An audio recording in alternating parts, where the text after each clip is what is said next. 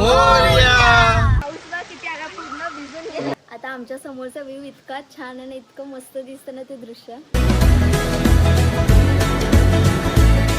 गाईजानू आज आम्ही चाललो आहे कोकण फिरायला, तर आता करूया देवदर्शन. चला मग. गणपती बाप्पा मोरया. आम्ही आता आलो आहे पेंडूर मधील श्रीदेव वेतोबा मंदिरात. तर चला तुम्हाला मंदिर दाखवतो. हे आहे श्री वेतोबा मंदिर.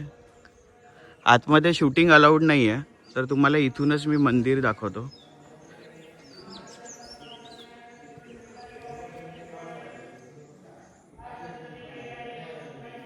हे बघा, आज शूटिंग अलाउड नाही आहे, त्यामुळे आज जाऊ नाही शकत.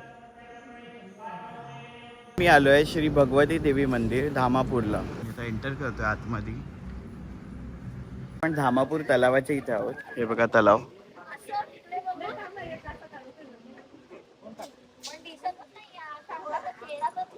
मम्मी कसं वाटलं?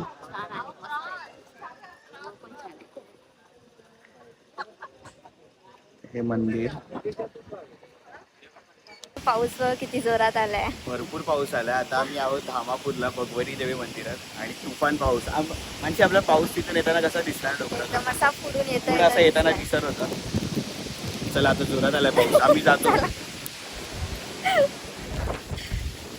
पाऊसला किती आला पूर्ण भिजून पूर्ण भिजला मी, पूर्ण भिजला.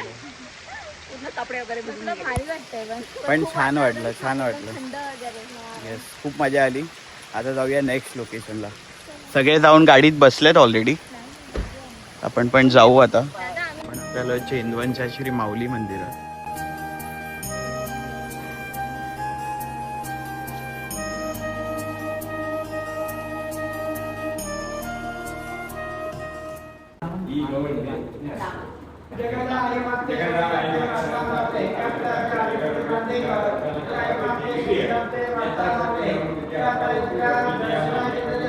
कुटुंबाचा कल्याण करून सुखी राहून मला आता नवसाला पावणारी माऊली आहे. ही दशभुजा आहे.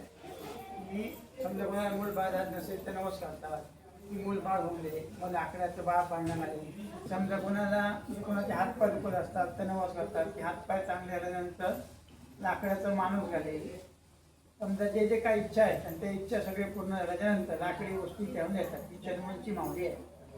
प्रख्यात दशभुजा आहे. आणि आपल्या देवीचा उत्सव वगैरे कधी असतात? उत्सव मार्चमध्ये असतो. होळीच्या आधी 2 दिवस. फाल्गुन शुद्ध दिवस. आता आम्ही आलोय वालवली येथील नारायण मंदिरात. आणि माझं मामाचं गाव आहे हे वालावल. आता आम्ही, हा मामा माझा माहेर आहे. हो, मम्मीचा माहेर माझ्या. आणि हे मंदिर सगळ्यांना माहितीच असेल, कारण की आपली सर्वांची लाडकी कोकण हाटेड गर्ल इथे लग्न झालं होतं. तर भरपूर लोकांनी ते व्हिडिओ बघितलाच असेल तिच्या लग्नाचा. अंकिता वालावलकर हिचं इथे लग्न झालं होतं. आमच्या सगळ्यांची तर ती फेवरेटच आहे. यांना ओळखीचे मिळाले आता इथे.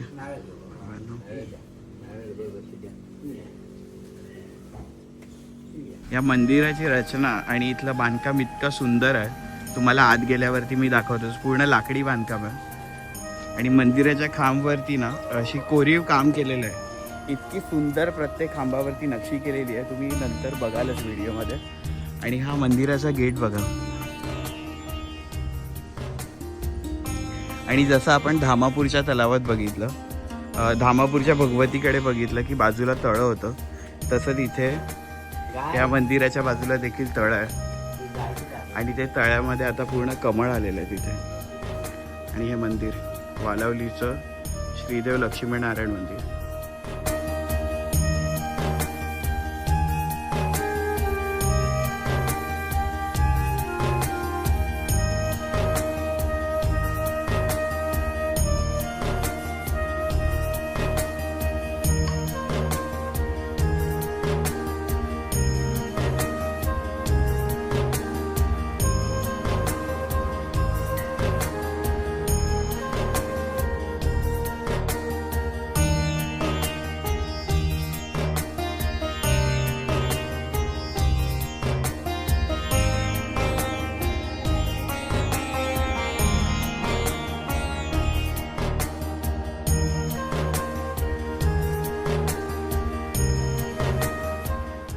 चैत्र प्रतिपदेपासून ते द्वादशीपर्यंत रामनवमीचा उत्सव इथे होतो. आम्ही इथे ऐकलंय की वालवलीतले लोक नारायणालाच विठ्ठल मानतात, मग त्यामुळे त्यांना पंढरपूरचा विठोबा आणि नारायण हे दोन्ही एकच स्वरूप आहे. तसंच पंढरपूरचं नदी चंद्रभागा आणि हे वालावलीचा तलाव नारायणाचा तलाव हे एकच आहे, पण तीच आहे. इथली मान आषाढ आणि कार्तिक या 2 महिन्यापैकी एकादशीच्या दिवशी जर पंढरपूरला तुळशीची माळ जाते. हे देखील आपलं एक तीर्थक्षेत्राप्रमाणे जसं पंढरपूरचं तीर्थक्षेत्र आहे ते तसंच हे तीर्थक्षेत्र आहे. पंढरपूरचा विठोबा आणि नारायण हा दोन्ही एकच. तुम्ही दिलेल्या माहितीबद्दल धन्यवाद गुरुजी तुमचे. बरं, कृष्णार्पणम. लाडक्या भाजीचे फोटो काढतोय आणि भाजी पण शूट करून घेते. मंदिराच्या वरती तुम्ही बघू शकता किती छान प्रकारे पताके लावलेले आहेत आणि इतके सुंदर वाटतात. आता आमच्या समोरचा व्ह्यू इतका छान आणि इतकं मस्त दिसतं ना ते दृश्य. खूप भारी आहे, म्हणजे पूर्ण कमळ फुललेलं आहे तलावामध्ये. मी तुम्हाला दाखवतो.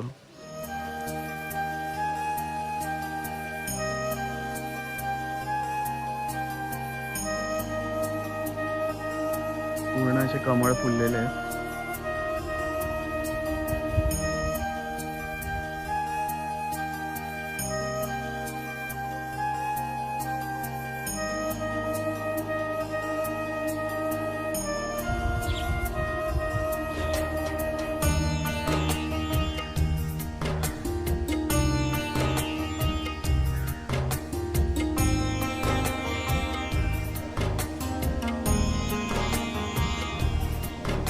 आम्हा काय लिहिलंय? कसं वाटलं मग गावी येऊन? मस्त छान. बस आपण तिथे फोटो काढू तुझा. हे माझ्या भाच्यामुळे शक्य झालं.